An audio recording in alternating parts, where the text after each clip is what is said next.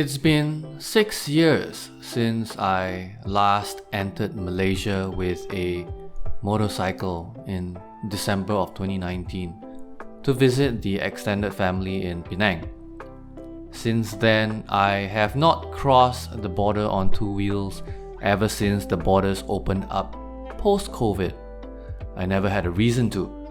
Every year I fly to Kuala Lumpur and Penang Island as part of my job. Frequently, I see the increasing prices of food and other services. It never made sense to spend the 1 hour riding to and then crossing the border from my home deep in the Singaporean heartlands. But today I want to revisit Johor and see if much has changed from what I remember.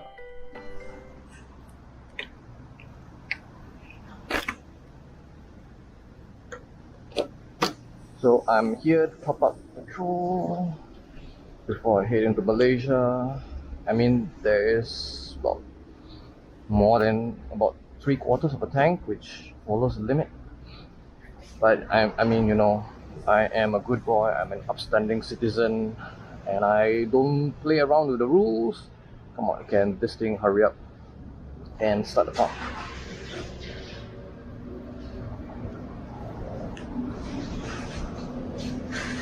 Alright, there we go. I'm just gonna try and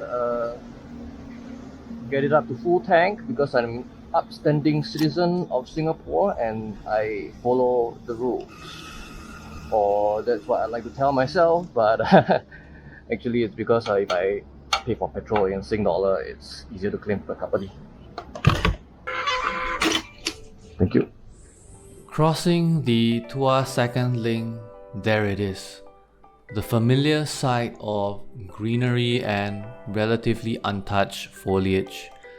I ride deeper in, my memory of Malaysian roads are clouded in a mix of old memories of riding through Phuket and more recent memories of smoggy parts of KL and urban Penang.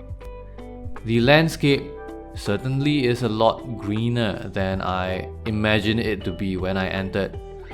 The calm morning breeze keeps me cool, unlike the stuffy hot air I have grown so accustomed with as a Singaporean living in an urban city for the past 37 years of my life. It is 9 AM, still too early for the local residents. I regret having not eaten breakfast before embarking on this ride this early in the morning. No matter, we can get to more important matters at hand before we look for a place to eat. Not sure if you can hear my voice because I'm still wearing my helmet. There is a jetty here, nobody's here in the morning. Hope there is no... I'm not intruding on anybody's private property, hopefully. But I've not seen one of this in a long time. I travel to KL and Penang mostly by and lepas for work, and I'm almost never in the rural areas when I travel to Malaysia, because if I'm not going to Malaysia for work in the city area, I am not going to Malaysia to begin with, because I don't get a lot of leave. I'm in a typical Singaporean SME. They don't believe in giving much leave, so I almost never take a vacation. I'm done doing some of my B-roll here in Kukup. Kukup is a big place. This is just one jetty, and I'm not even sure if this is abandoned, but there are functioning cars parked here. Not sure if the residents are inside the house and I'm annoying them, or they are on this plantation somewhere. But yeah, it's so much easier to shoot without distraction in the middle of rural Malaysia.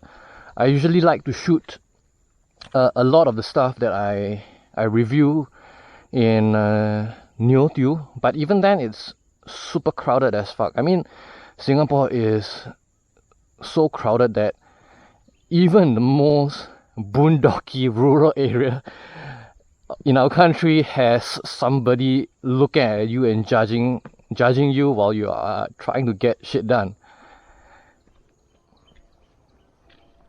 I scroll through Google Maps, having spent a large part of my ride into Johor without a GPS in front of me. I have certainly been spoiled with the advent of smartphones and easily accessible GPS for the past decade or so since they came out. Without a place to mount my phone on the CFMoto 675 SRR, I rode around blindly, occasionally stopping to look at my phone as to where there might be somewhere I could fill my belly with something substantial. I am officially lost.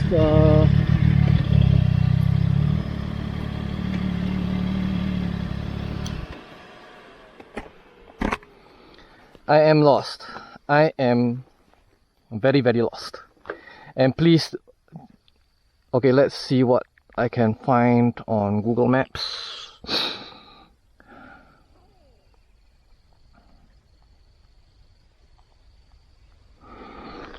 So if I were to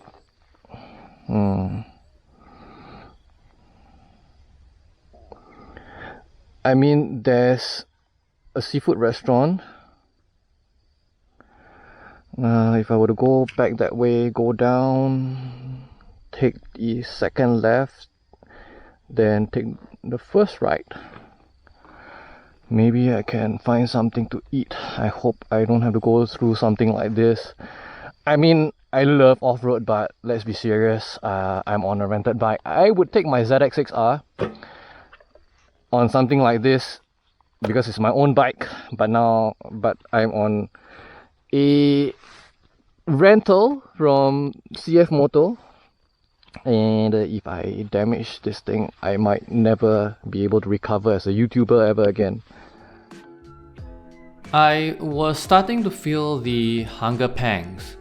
In rural Malaysia, finding something to eat isn't as easy as just going downstairs and crossing the road to the mall next door to find as many as 30 different establishments selling a variety of cuisines. I could try getting closer to the Kukup jetty where it's more likely to find food, but I wanted to eat now. I found a seafood restaurant, but it obviously was closed for business, not opening until much later in the evening as do most other seafood restaurants. But here in the middle of this kampong, or village, I managed to find a small mom and pop establishment selling nasi ayam, and I took the dive.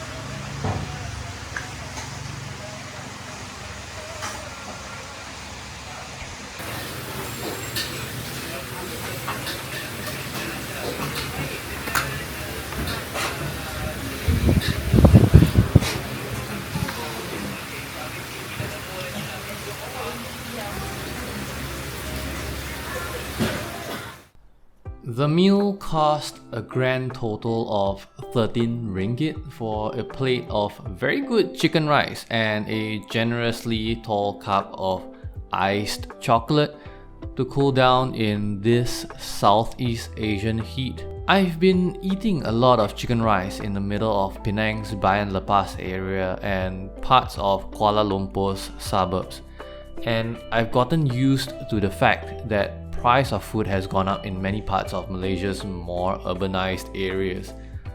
But I didn't expect even a kampong in Johor would follow suit. I guess with the proximity to Singapore, it is bound to happen. I know I'm sounding like a typical entitled Singaporean griping at the rising price of food in Malaysia despite it still costing less for someone making a living in Singapore. But it makes me wonder how local Malaysians are handling this issue more than I am.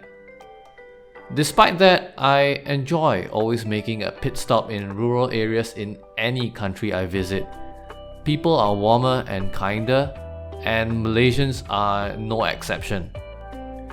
Having not had enough of this morning ride, I spotted a certain stingless bee farm on Google Maps. My wife loves honey, so I decided to take a short detour there and see what I could get.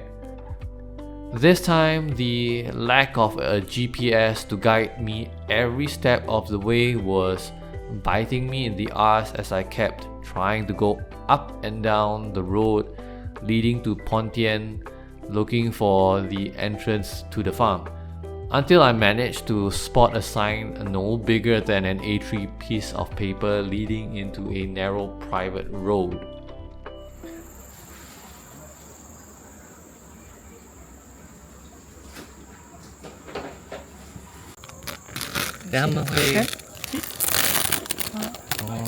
Stingless bee, you can approach directly. Don't need to wait. And they build pots of honey like this. Open up pots like this. Propolis pots, so propolis.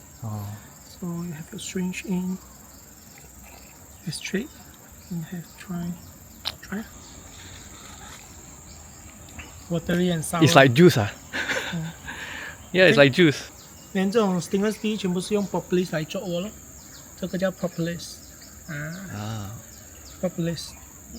你看这些它的很多 pots 哦，有些你剥开它不是，有些是 honey 啦，可是有些你剥开它是 pollen 哦，pollen 也可以吃的哦。剥开，我用这个针筒这样拿，可以试试看，看看味道怎样。比较thick一点，比较浓啊。盐带酸哦，它的胶拿 pollen 回来，这个伊达曼，这种是野生蜜蜂，这个不是我养的。上面还有很多人。你讲过，摸它就跑到你的手，在你手上放胶。Then you will start to put some things sticky if it thinks you are intruder, and then try and trap you. But I mean, I'm too big lah. Having learned a lot about stingless bees from the very enthusiastic keeper and buying a small jar of honey to bring home to my wife, it was time to head back. I had work to do in the afternoon and I can't afford to stay out too long.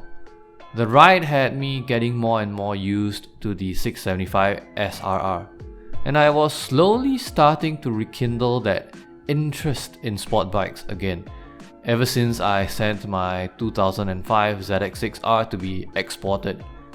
Malaysia is the only way a Singaporean like me can truly appreciate a machine like this, made to replicate competition bikes. At many points I was so tempted to go way above the already generous speed limits of Malaysian roads, but couldn't bring myself to do something that would get a ticket issued to the guys at CFMoto SG who had loaned the bike to me. Crossing back through the border, I find myself back on home soil again, and there it is, the familiar boringness of Singaporean roads. Maybe next time it may be worth going through the borders again, just to break free from the stifling concrete jungle for a moment.